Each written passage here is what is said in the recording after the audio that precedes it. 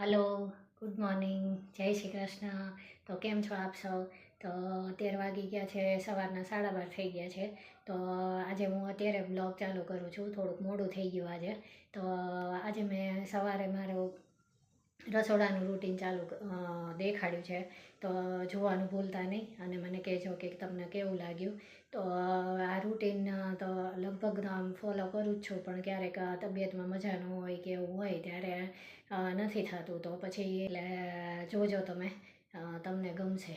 અને પછી આજે જો રસોઈમાં બનાવી છે, દાલ પાલક બનાવી છે અને સંભારો બનાવ્યો છે. તો તમને દેખાડી દઉં.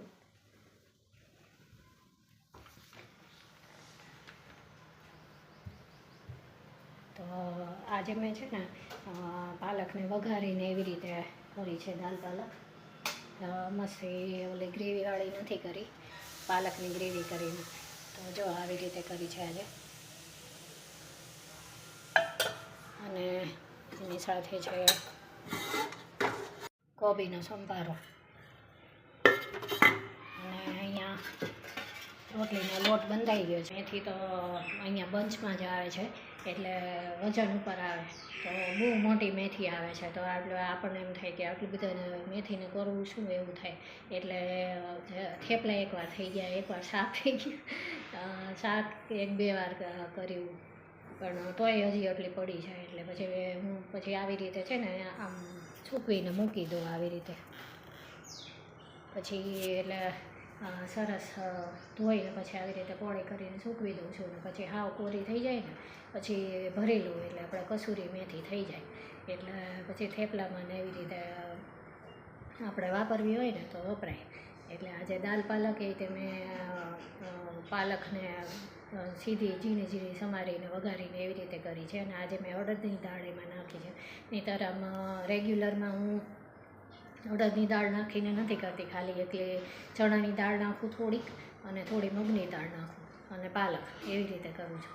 તો આજે મેં થોડીક અલગ ટેસ્ટ આવે એટલે અલગ ટ્રાય કર્યું છે. અને લસણની કતરણ નાખી છે. તો આની પહેલાં પણ મેં એક છે ને રેસ્ટોરન્ટ સ્ટાઇલ દાલ પાલકની રેસીપી મૂકી હતી, એ પણ બહુ સરસ હતી. તો તમે સર્ચ કરજો. અને હું છે ને એવું હોય ને તો લિંક મૂકી દઈશ ડિસ્ક્રિપ્શનમાં. તમે જોજો, એ બહુ સરસ હતી. અસલ આપણે બહાર ખાઈએ ને દાલ પાલક, જે પંજાબી દાલ પાલક, એ રેસીપી છે. તો જોજો અને પછી મને કહેજો કે તમને કેવી લાગી. અને પસંદ આવે તો એક લાઈક આપી દેજો. તમે તો મારા ઘરે કોબીનો સંભારો એ વારે વારે થાય છે, કારણ કે જ્યારે એકલી દાળ કે એવું કર્યું હોય ને, ત્યારે ઓલા દૂધી ચણાના દાળ ને એવું કર્યું હોય ત્યારે અમારે સંભારો જોવે. પછી દાલ પાલક આજે કરી છે તો એની સાથે જોવે. પછી એકલી દાળ ક્યારેક મગની દાળ જાડી કરી હોય તો એની સાથે પણ જોવે. એટલે અમારે ઘરમાં બધાને સલાડ કરતાં છે ને કોબીનો સંભારો વધારે ભાવે, એટલે અમે એ બનાવીએ છીએ. એટલે આજે પણ દાલ પાલકની સાથે સંભારો બનાવ્યો છે.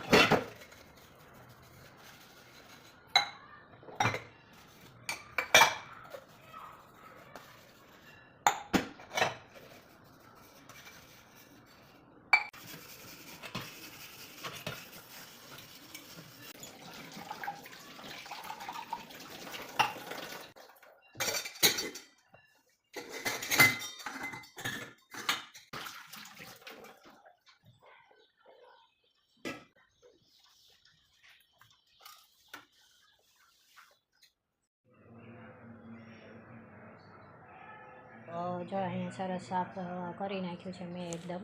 એટલે રાત્રે પછી એવું થાય કે એના પપ્પા ઘણીવાર મોડા આવે ને એવું થાય ને તો સરખી રીતે ન થાય એમ. ખાલી વાસણ એવું મૂકીને હું ઉપર ઉપરથી સાફ કરી નાખું. પછી અત્યારે સવારમાં આખું આવી રીતે કરું છું સાફ. તો હવેથી મારો બ્લોગ 3 દિવસ આવશે, મંગળ, ગુરુ અને શનિવારે. અને ધીરે ધીરે હું કોશિશ કરીશ કે હું ડેઈલી ઉપર આવી જાઉં. તો આવી જ રીતે મારા બ્લોગને પસંદ કરજો, અને જો પસંદ આવે તો એક લાઇક આપી દેજો અને મારી ચેનલને સબસ્ક્રાઈબ કરજો. Thank you. જય શ્રી કૃષ્ણ.